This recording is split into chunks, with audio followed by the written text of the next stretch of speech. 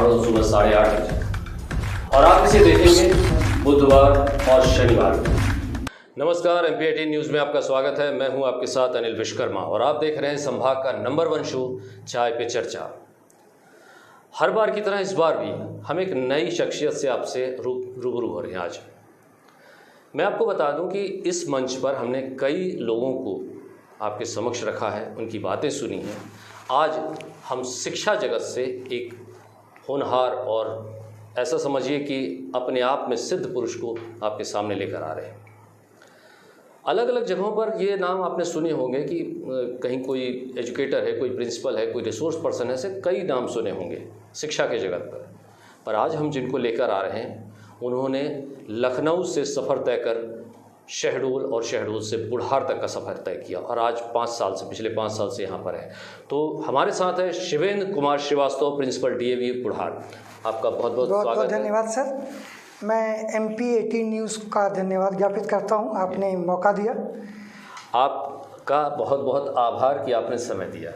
और मैं सबसे पहले अपनी बात यहीं से शुरू करूंगा कि जैसे मैंने कहा कि लखनऊ से लेकर यहाँ तक का सफ़र, तो आपकी शिक्षा दीक्षा लखनऊ में हुई है, वहीं के पढ़े लिखे हैं, तो बताइए कैसे आपका सफ़र शुरू? सर, ईश्वर की असीम कृपा रही मेरे ऊपर जी। पिछले 25 वर्षों से मैं शिक्षा जगत से जुड़ा रहा हूँ जी। और सौभाग्य ये रहा कि मैं जिस घर में पैदा हुआ, मेरी माताजी, पिताजी, भाई लोग, सभी लोग इस नोबल प्रोफेशन में जुड़े रहे। और सबसे अच्छी बात हमारी ज़िंदगी में ये रही कि DAV में मैं अपनी क्षमता के अनुसार कार्य कर रहा हूँ जी। और इस 25 वर्षों में जो भी मैंने प्राप्त किया है इस समाज से, वो ज़रूर मैं आप लोगों से शेयर करूँगा जी जी। तो जब आप एजुकेटर अपने कैरियर को शुरू किया, तो क्या आपने सोचा था कि मुझे प्रिंसिपल ही बनना है या कुछ और? नहीं सर, प्रिंसिपल बनने के लिए सबसे पहले ये आवश्यकता होती है शिक्षक बनना जी। क्योंकि जब तक आप शिक्षक नहीं होंगे तब तक आप अच्छे प्रिंसिपल नहीं हो सकते। बहुत बड़ी बात है, क्योंकि प्रिंसिपल जो है शिक्षकों को ही डील करना है जी। तो सबसे पहले हम जाने कि हम उनके बीच में रहें और उसके बाद फिर आगे। बिल्कुल सही। बहुत बड़ी बात कही। 25 सालों से आप इस प्रोफेशन पे जुड़े हैं जी।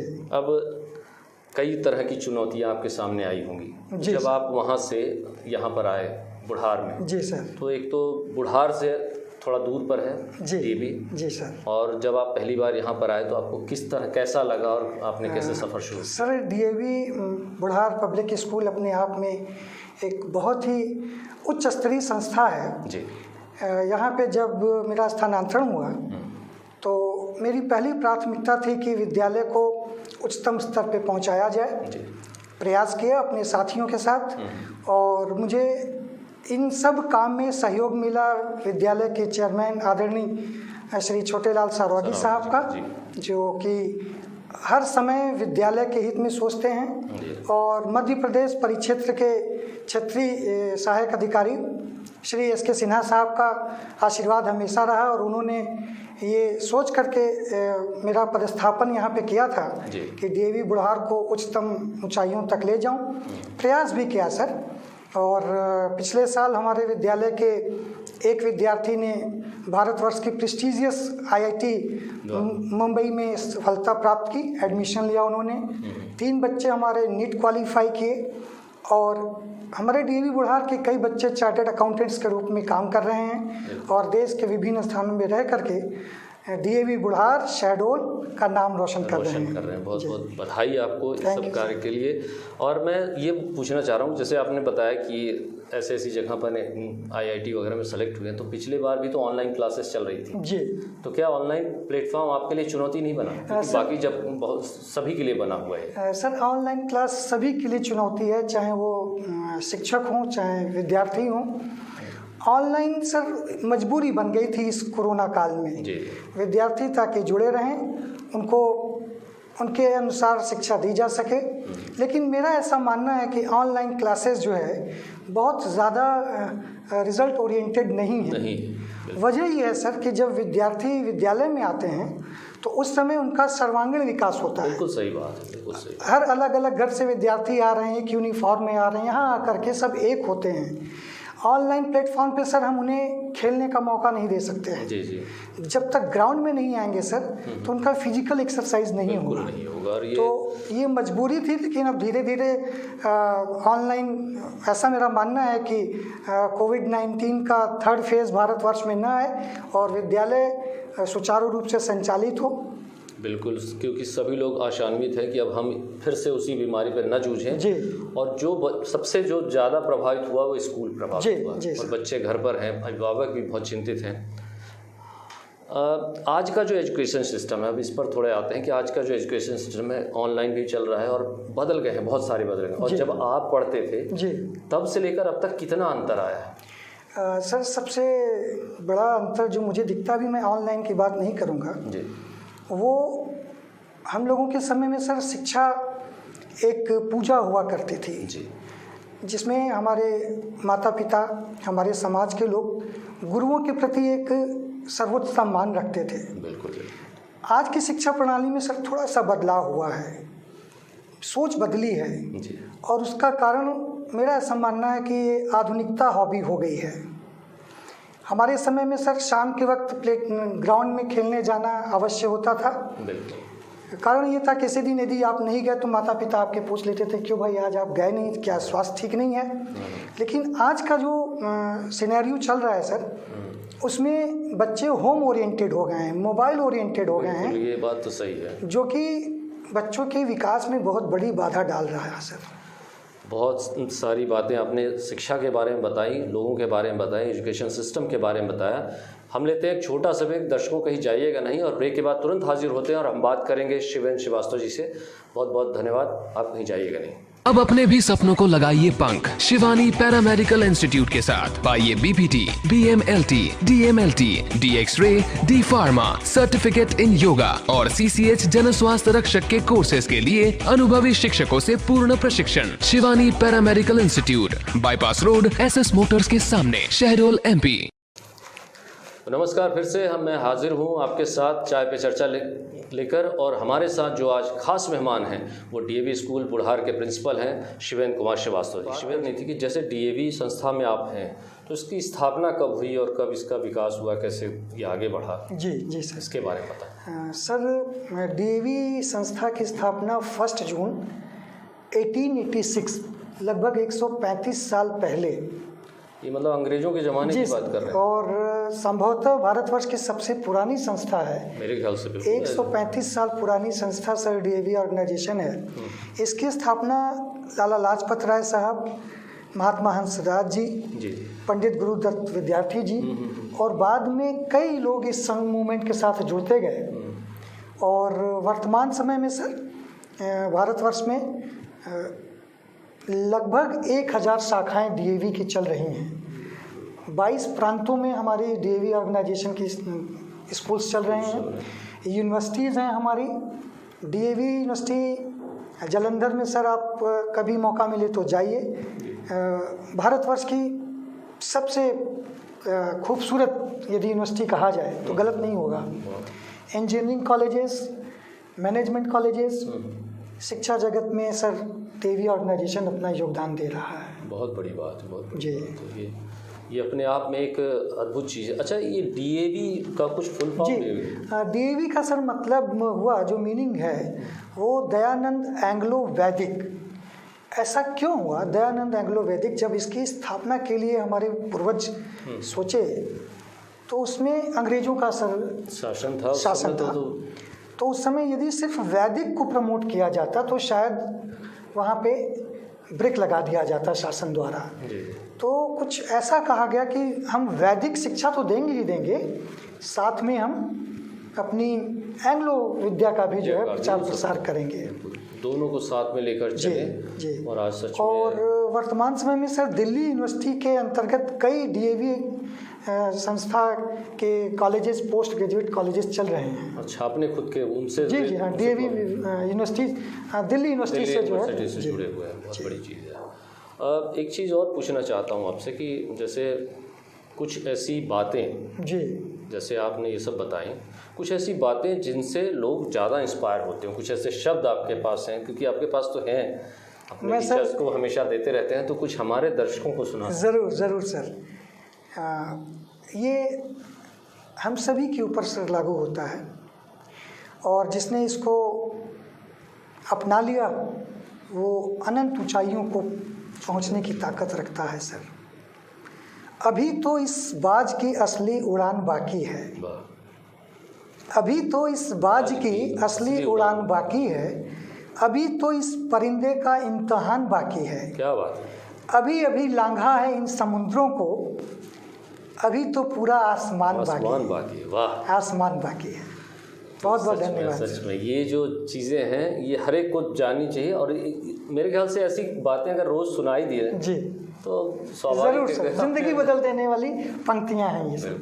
मैं आपसे एक बात जानना चाह रहा हूँ कि नेशनल एजुकेशन पॉलिसी आई है पिछले जी सर, क्या उसका इम्प्लीमेंट हो चुका है, और नहीं हुआ है तो क्यों नहीं हुआ है? नहीं सर, इम्प्लीमेंट हो चुका है, और नेशनल एजुकेशन पॉलिसी हम सब के लिए बहुत ही अच्छी पॉलिसी माननीय प्रधानमंत्री श्री नरेंद्र मोदी जी और उनके कैबिनेट शिक्षा मंत्रालय लेकर के आई है।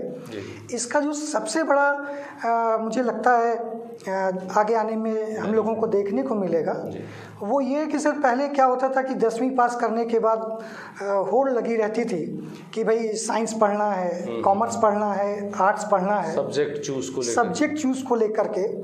और उसमें इस समय जो न्यू एजुकेशन पॉलिसी है वो स्ट्रीम सिस्टम को ख़त्म कर दिया है। यदि कोई विद्यार्थी साइंस सब्जेक्ट्स के साथ साथ आर्ट्स के सब्जेक्ट को पढ़ना चाहे तो उसके लिए परमिशन है। और एक चीज़ और सर, जो हायर एजुकेशन में कोई कोर्स हुआ करते थे 4 इयर्स के होते थे, 5 इयर्स के होते थे, किसी कारण से यदि कोई विद्यार्थी बीच में ड्रॉप आउट हो गया तो उसके पिछले वर्षों का कोई भी सर्टिफिकेट्स या डिप्लोमा नहीं मिलता था। इस नई पॉलिसी में, न्यू एजुकेशन पॉलिसी में सर, जितने साल तक विद्यार्थी ने पढ़ाई की है उस हिसाब से उसको सर्टिफिकेट मिलेगा, डिप्लोमा मिलेगा। बीच में यदि कोई अपना स्ट्रीम चेंज करना चाहे, मान लीजिए मन नहीं लग रहा है, इंटरेस्ट नहीं आ रहा है, तो उस आधार पे वो स्विच ओवर कर सकता है। बहुत सारे मतलब इसमें चीज़ें बदल दी गई हैं और बहुत फ़ायदेमंद, बहुत फ़ायदेमंद। बिल्कुल, बहुत। एक चीज़ ये भी है कि जैसे आप टीचर्स को डील करते हैं तो CBSE जो है वो भी, और खासकर मेरे ख्याल से DAV भी अपने टीचर्स के अपग्रेडेशन के लिए कुछ ना कुछ करती रहती है। जी सर, जी। उसके बारे में इस बारे में सर मैं बताऊं आपको, जो अपनी DAV ऑर्गेनाइजेशन है, सेंटर ऑफ एकेडमिक एक्सेलेंस, उसमें सर हमारी डायरेक्टर डॉक्टर निशा पेशिन मैडम के देख रेख में पूरे भारतवर्ष में सर DAV स्कूल के शिक्षकों के लिए, प्रिंसिपल्स के लिए सेमिनार्स और ट्रेनिंग ऑर्गेनाइज किए जाते हैं। और CBSE ने DAV की ट्रेनिंग्स को पूरी वैलिडिटी दी है। जैसे CBSE ट्रेनिंग कंडक्ट कराती है वैसे ही DAV भी को पावर पूरा दिया। जी सर। तो पूरे एक सत्र में हमारे टीचर्स 3 फेज में ट्रेनिंग लेते हैं हर सब्जेक्ट के। ये क्लस्टर वाइज ऑर्गेनाइज होते हैं सर, और इसमें जो नए डेवलपमेंट्स हो रहे हैं एजुकेशन पॉलिसीज़ में, सिलेबस में, उन सारी चीज़ों को जो है हमारे टीचर्स ट्रेनिंग लेते हैं, और फिर विद्यालय में आकर के सब ट्रेनिंग लिए हुए टीचर्स जो है एक दूसरे से अपनी इनपुट्स को और आउटकम्स को जो है ये शेयर करते हैं। इस प्रकार से हमारे DAV स्कूल के सभी शिक्षक और प्रिंसिपल गण ये अपडेटेड रहते हैं। तो वहाँ जो ट्रेनर्स होते हैं वो क्या आपके ही रहते हैं या कहीं बाहर? जी सर, हाँ, हमारे विद्यालय के भी मास्टर ट्रेनर्स होते हैं। जब हम लोग दिल्ली हेडक्वार्टर बुलाए जाते हैं तो वहाँ पे भी सर स्पेशल रिसोर्स पर्सन आते हैं। उसमें आपके दिल्ली यूनिवर्सिटी के प्रोफेसर्स हो गए, JNU के प्रोफेसर्स हो गए, IIT के प्रोफेसर्स हो गए, NCERT के हो गए, जिससे कि लोगों को काफ़ी लाभ हो। सच में है कि क्योंकि एजुकेशन सिस्टम बदल रहा है जी, तो लोगों को अपग्रेड, टीचर्स को भी अपग्रेड करने की ज़रूरत है, बहुत ज़रूरी है। एक चीज़ ये पूछना चाह रहा हूँ कि जैसे एक नारा होता है शिक्षा मंच और मैदान जी, तो एजुकेशन सिस्टम के बारे में आपने बताया, तो जो कल्चरल एक्टिविटीज़ होती है DAV की वो कैसी होती है? मतलब वो कोई बाहर एक्टिविटीज़ भी कराते हैं आप? जी सर, या आपकी खुद की कुछ? नहीं सर, कल्चरल से पहले मैं थोड़ा आपका ध्यान आकर्षित करना चाहूँगा स्पोर्ट्स एक्टिविटीज। जी हाँ, दोनों चीज़ें, शिक्षा मंच और मैदान। जी सर, तो मैदान में मैं आपको बताना चाहूँगा कि हर DAV स्कूल्स में ये एक स्पोर्ट्स का अलग ही पैशन है जी। और हम लोग बड़े भाग्यवान हैं कि हमारे DAV ऑर्गेनाइजेशन ने अभी टोक्यो ओलंपिक में जो स्वर्ण पदक विजेता रहे हैं नीरज चोपड़ा जी, वो प्रोडक्ट रहे हैं। और इसके बारे में मैं बताऊं, अभी 2018 में डीएवी यूनाइटेड प्रोग्राम ऑर्गेनाइज हुआ था जी। तो उसमें माननीय प्रधानमंत्री जी आए थे। उन्होंने अपने संबोधन में कहा था कि डीएवी ऑर्गेनाइजेशन यदि भारतवर्ष में खेल जगत में खिलाड़ियों को प्रोत्साहित करता है और गोल्ड मेडल लाते हैं ये डीएवी के बच्चे, तो क्यों नहीं ओलंपिक में। तो इस बार नीरज चोपड़ा जी ने जो है उस बात को साबित कर दिया, सपनों को जो है कि उस बात को बिल्कुल गोल्ड लाकर साबित कर। और ये तो सर अभी रिसेंट की घटना है जिसमें नीरज चोपड़ा जी को गोल्ड मेडल मिला है जी। इसके पूर्व में सर भारत के क्रिकेट के कप्तान श्री कपिल देव जी, श्री MS धोनी साहब, युवराज सिंह जी, चहल जी, कई ऐसे नाम हैं, मैरी कॉम जी, और कई ऐसे नाम आपको खेल जगत में मिल जाएंगे जिन्होंने भारतवर्ष का परचम लहराया है और डीएवी का परचम लहराया है। और sir DAV organisation school level पे पहले टूर्नामेंट्स होते हैं, स्पोर्ट्स एक्टिविटीज़ होती हैं, और फिर उसके बाद जोनल लेवल पे हमारे बच्चे जाते हैं खेलने के लिए, और वहाँ से बेस्ट बच्चों का सिलेक्शन होता है नेशनल लेवल पे। और नेशनल लेवल पे जो बच्चे सेलेक्ट होते हैं सर, उन सर्टिफिकेट्स को दिल्ली यूनिवर्सिटी में स्पेशल कोटा के तहत उन बच्चों को एडमिशन मिलता है। क्या बात है, बहुत बड़ी बात है जी। ये मतलब ऐसे समझिए कि गवर्नमेंट जो है जी, आपकी डीएवी गवर्नमेंट, उन्होंने एक बहुत अच्छा प्रयास किया जी सर जी। क्योंकि स्पोर्ट्स के बच्चे मैं हर उसमें देखता हूँ, मतलब अगर मान लीजिए कोई इंस्टीट्यूशन है, वहाँ के बच्चे इस तरह का कुछ भी कर ले जी, तो आगे उसका कोई लाभ नहीं जी सर जी। और इस पर बताइए कुछ कल्चरल इवेंट्स जो आपके यहाँ होते हों, और कुछ ऐसे व्यक्तियों के नाम बताइए जो आपके एजुकेशन सिस्टम से निकले हों। सर डीएवी ऑर्गेनाइजेशन से निकले जिसमें श्री अटल बिहारी वाजपेयी साहब, श्री इंद्र कुमार गुजराल साहब, डॉक्टर मनमोहन सिंह साहब, श्री चंद्रशेखर सिंह साहब, ये जो भी नाम मैंने लिए ये डीएवी से ही अपनी शिक्षा दीक्षा ग्रहण किए।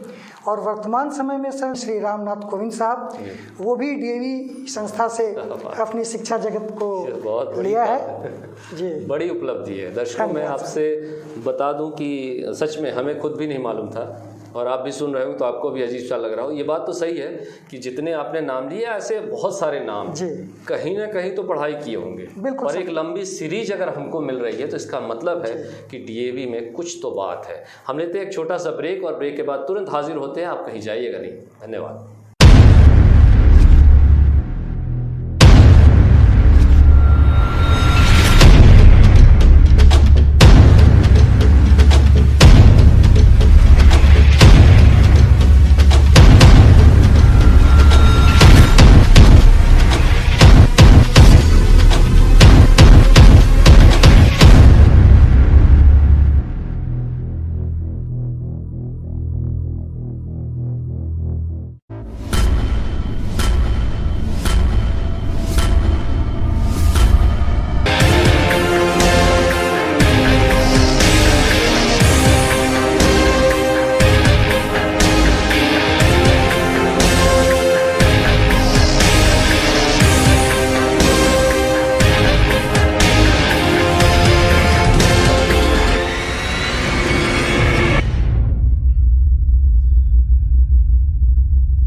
दर्शकों, आप देख रहे हैं चाय पे चर्चा, और आज हमारे साथ है डीएवी बुढ़ार के प्रिंसिपल शिवेन श्रीवास्तव जी। शिवेन जी, हम आपसे बात कर रहे थे शिक्षा मंच और मैदान के बारे में जी। तो मैदान आपने बताया, शिक्षा बताई जी, कोई मंच का ऐसा उदाहरण? मंच में भी सर डीएवी ऑर्गेनाइजेशन ने बहुत बड़े बड़े लीजेंड्स दिए हैं। गज़ल गायक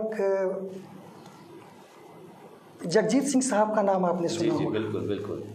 वो हमारे डीएवी ऑर्गेनाइजेशन से जुड़े रहे सर, डीएवी से शिक्षा प्राप्त किया उन्होंने। कपिल शर्मा साहब का नाम आपने सुना होगा? कॉमेडियन कपिल जी जी जी, वो हमारे जुड़े रहे। एक बॉलीवुड के बहुत ही मशहूर कलाकार राजकुमार साहब जी जी, और अब तो एक दिवंगत अभिनेता रहे हैं सुशांत सिंह राजपूत जी जी जी।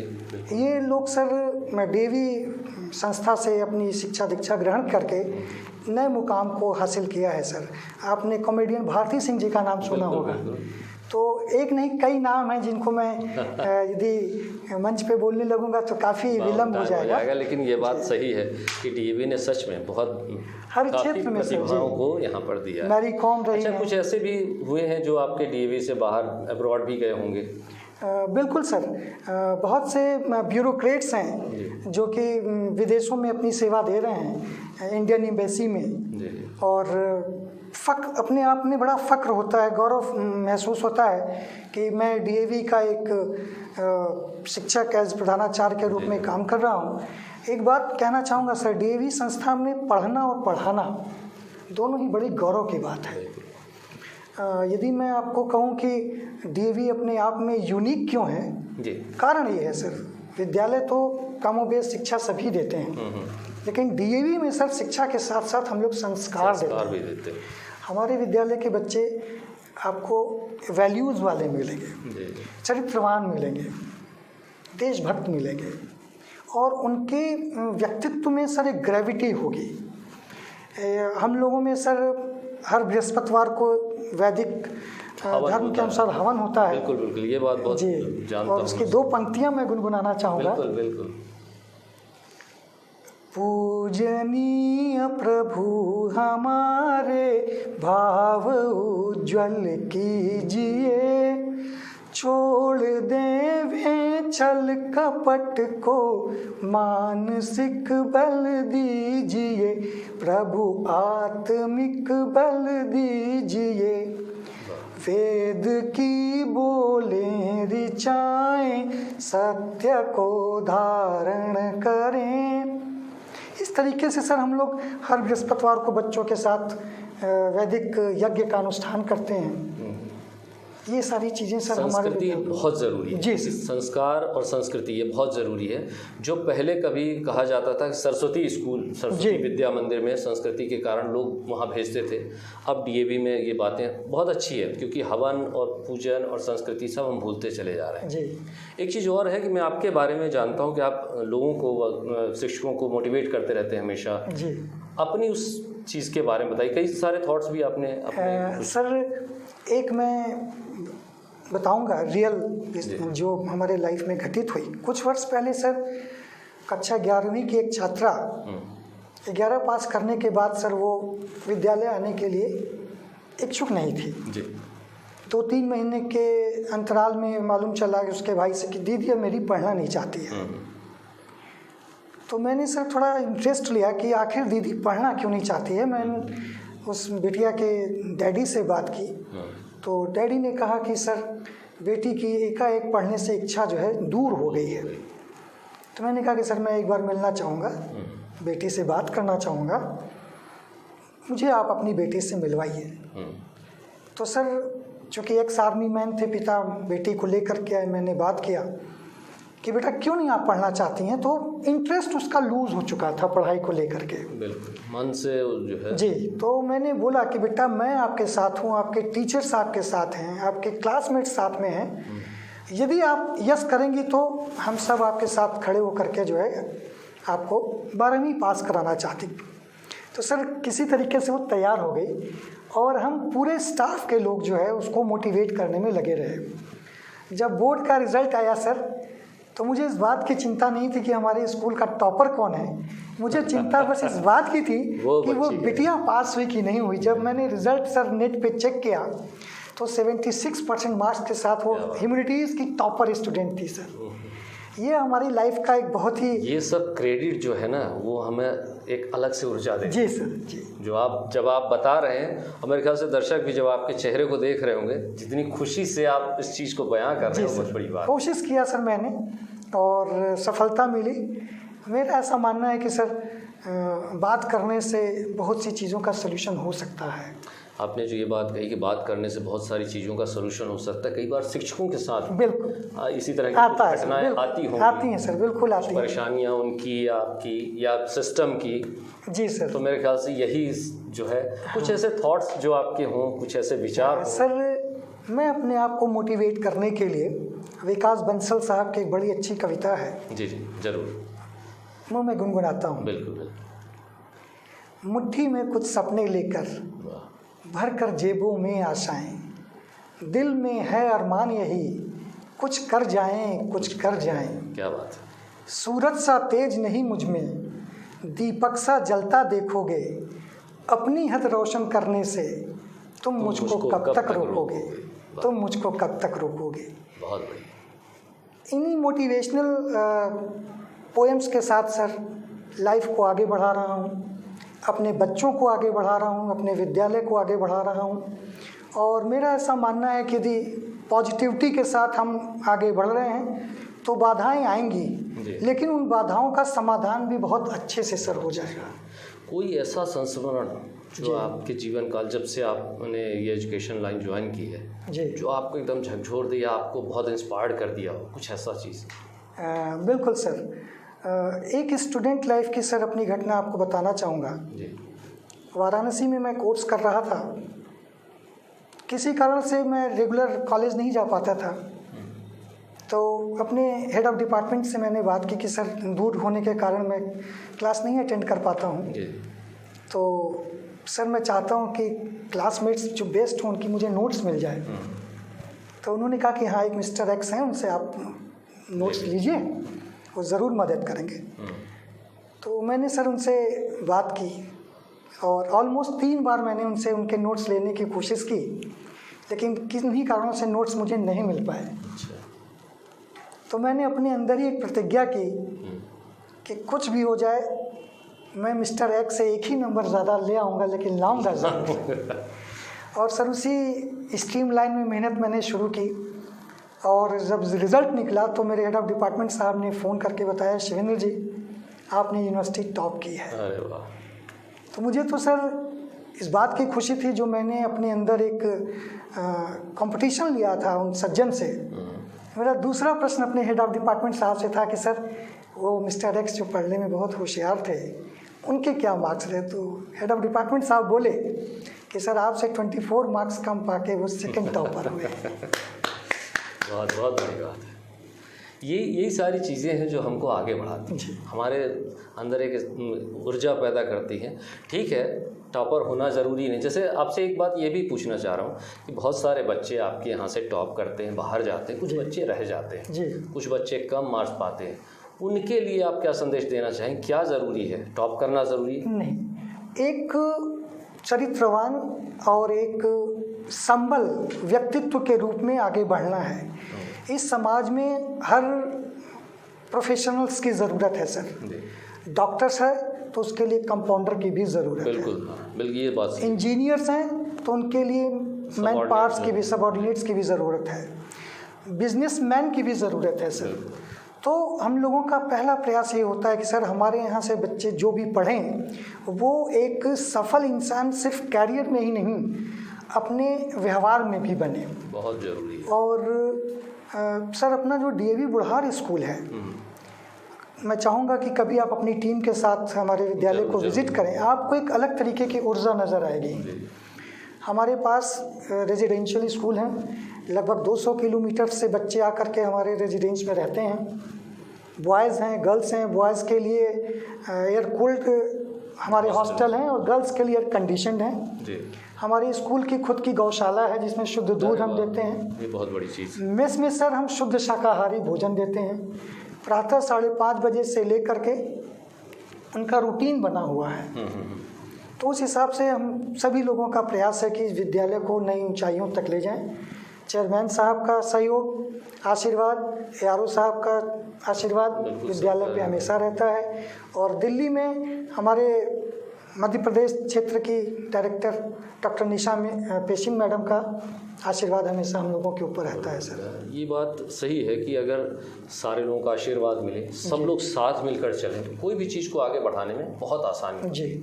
एक चीज़ ये भी है कि जो दर्शक देख रहे हैं, शहडोल, बुढ़ार, यहाँ आसपास की पब्लिक हमारा MP छत्तीसगढ़ में है, तो आप दर्शकों से या उनके अभिभावकों से अगर हम ये बोलें कि अभिभावक आपसे प्रश्न कर रहे हैं कि हम अपने बच्चे को DAV स्कूल क्यों भेजें, उसके लिए क्या कहेंगे? मेरा आप लोगों से DAV स्कूल क्यों भेजें यही कहना है कि 1 हफ्ते 10 दिन के अंतराल में यदि आपका बच्चा हमारे विद्यालय में आकर के पढ़ रहा है तो वो स्वयं बोलेगा कि डीएवी बुढ़ार स्कूल अपने आप में यूनिक क्यों है।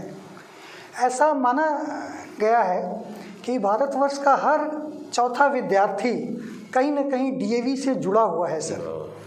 आज के समय में 40 लाख से ज़्यादा बच्चे हमारे डीएवी ऑर्गेनाइजेशन में पढ़ रहे हैं। डीएवी ऑर्गेनाइजेशन भारतवर्ष के 22 राज्यों में फैला हुआ है और लगभग 40 लाख डीएवी ऑर्गेनाइजेशन के अलुमनाई हैं सर। 1 लाख से ज़्यादा डीएवी स्कूल्स में टीचर्स, प्रिंसिपल्स काम कर रहे हैं। पूरे भारतवर्ष में हम लोग लगभग 1000 संस्था के टच करने वाले हैं और इसका श्रेय सर मैं डीएवी के जो प्रेसिडेंट साहब हैं, पद्म श्री डॉक्टर पूनम सूरी साहब, उनको देना चाहूँगा कि उन्होंने बड़े ही प्यार मोहब्बत से हम सब लोगों को ग्रूम किया। समय समय पर वो अपना आशीर्वचन भी हम लोगों को देते रहते हैं और उसी की बदौलत सर डीएवी भारतवर्ष में ही नहीं विश्व के शिक्षा पटल पे अपना नाम अंकित कर पा रहा है। ये विश्व पटल की एक बात की आपने, तो कभी ऐसा हुआ है कि यहाँ के बच्चे चाहे किसी भी प्रांत में रहे हों, चाहे दिल्ली में हो या कहीं भी हो, वो अब्रॉड जा रहे हों या वहाँ से बच्चे यहाँ आ रहे हों या वहाँ से टीचर, ऐसा कुछ इंटरेक्शन होता है? बिल्कुल सर। अभी तो सबसे बड़ा हम लोगों के पास जो लाइव उदाहरण है सर, वो नीरज चोपड़ा साहब का है। नीरज चोपड़ा का है, बिल्कुल। हमारे डीएवी ऑर्गेनाइजेशन के वो विद्यार्थी रहे हैं और सबसे बड़ी बात वहाँ पर ये है कि सर कि उन्होंने प्रधानमंत्री साहब की एक जो आशीर्वाद थे उसका 2020 टोक्यो ओलंपिक में स्वर्ण पदक ला करके जी, तो बहुत बड़ी चीज़ है हमारे इस देश में अगर इस तरह का ऑर्गेनाइजेशन है। और आप ठीक है, कहीं ना कहीं हमको लगता है कि आप उसमें काम कर रहे हैं तो आप उसकी बड़ाई कर रहे हैं, पर दर्शक जब वहाँ, मैं तो चाहता हूँ कि जिस तरह से आपने हमें आमंत्रित किया वैसे लोग भी जाके आपके यहाँ देखें। बिल्कुल सर, स्वागत है। मेरा तो ये है कि जाइए और देखिए, बिल्कुल बिल्कुल अपने आंखों से देखिए कि क्या बदलाव, यूनिकनेस क्यों है। और पहली बात जो मुझे अच्छी लगती है वो ये है वैदिक मंत्रोच्चार, दूसरा हवन, संस्कृति को विकास देना, साथ में शिक्षा मंच और मैदान देना, जिसका उदाहरण आपने कई सारे बताए हैं। तो बहुत बहुत धन्यवाद आपका हमारे स्टूडियो में आने का, हमारे बहुत बहुत धन्यवाद सर। MP18 न्यूज़ को बहुत बहुत धन्यवाद। बस आपका आभार कि आपने हमें समय दिया, क्योंकि आज जिस जगह पर हम बैठे हैं और आप बहुत व्यस्त हैं, ये बात सही है, उसके लिए बहुत बहुत धन्यवाद। Thank you sir, thank you, नमस्कार। तो दर्शकों, मैं आपको बता दूं कि डीएवी बुढ़ार के प्रिंसिपल शिवेंद्र जी हमसे बातचीत कर रहे थे। दरअसल हमारा उद्देश्य ये नहीं है कि हम बुढ़ार डीएवी को प्रमोट करें, हमारा उद्देश्य था एक व्यक्ति को आपके समक्ष लाना। अगर आपको लगता है, अगर आपको कहीं ये लगता है कि हाँ इस संस्था में हम जाकर देखें तो होता क्या है, तो आप ज़रूर जाइए। कुछ ही किलोमीटर की दूरी पर हैं आप जाइए, वहाँ के फ़ोन नंबर लीजिए, बातचीत करिए और अपने बच्चे को एक नई उड़ान दीजिए। भारतवर्ष के पटल पर नीरज चोपड़ा जैसे व्यक्तित्व के साथ जोड़ दीजिए। बहुत बहुत धन्यवाद। अगर आपने हमारे इस चैनल को सब्सक्राइब नहीं किया है तो प्लीज़ उसे लाइक करें, शेयर करें, सब्सक्राइब करें और आज्ञा दें। फिर मिलेंगे एक नई शख्सियत के साथ, एक नए विचार और नए विषय के साथ। तब तक के लिए अनुमति दीजिए। नमस्कार।